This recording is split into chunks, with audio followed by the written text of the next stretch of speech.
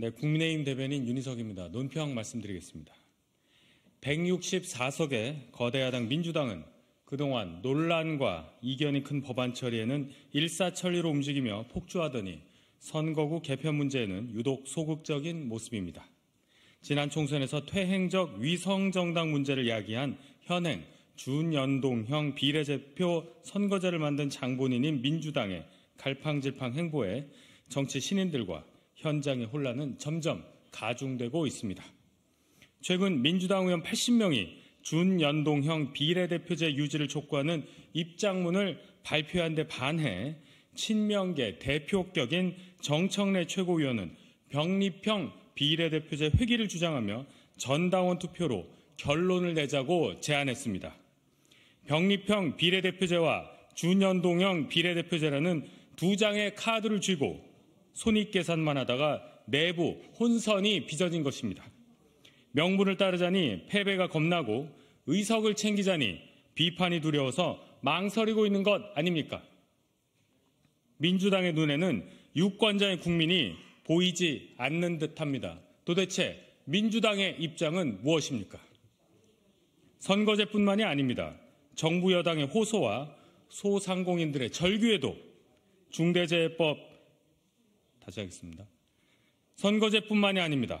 정부 여당의 호소와 소상공인들의 절규에도 중대재해처벌법 유예 법안을 무산시키고 산적한 민생법안 처리에도 나 몰라라 하고 있습니다. 국민의힘이 제시한 민생 회복을 위한 협치도 정치 개혁과 선거제 개편 논의에 대해서도 민주당은 묵묵부답입니다. 더 이상 시간을 끄는 것은 국민에 대한 도리가 아닙니다. 이제 결정권자인 이재명 대표가 결자 해지의 자세로 답해야 할 것입니다.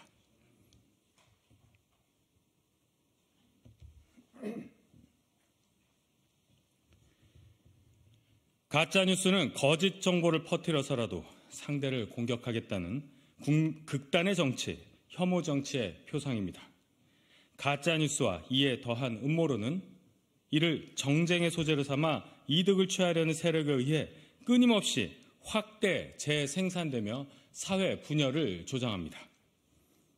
여야 정치인을 향한 정치 테러라는 믿을 수 없는 사건이 발생했음에도 가짜뉴스와 음모론은 여전히 횡행하고 있으며 이를 이용해 상대방을 악마화하려는 시도가 반복되고 있습니다.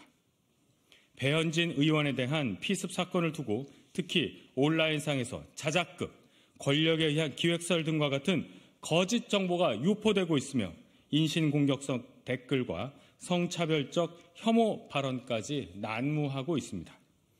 이러한 행위 역시 누군가를 공격하려는 의도가 담겨 있다는 점에서 그 형태만 다를 뿐 제2, 제3의 정치 테러나 다름없습니다.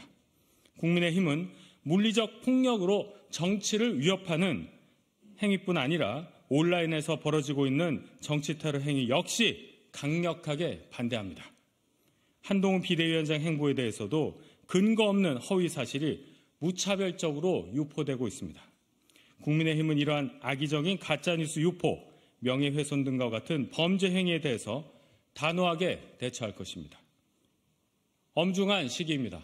정치권은 지금이라도 스스로의 언행을 되돌아보고 관용과 포용의 문화를 형성하기 위해 노력해야 합니다. 국민의힘은 상식과 이성으로 정치 테러 사건에 대응할 것입니다. 신속하게 재발 방지책을 마련하겠다는 점을 다시 한번 약속드립니다. 이상입니다.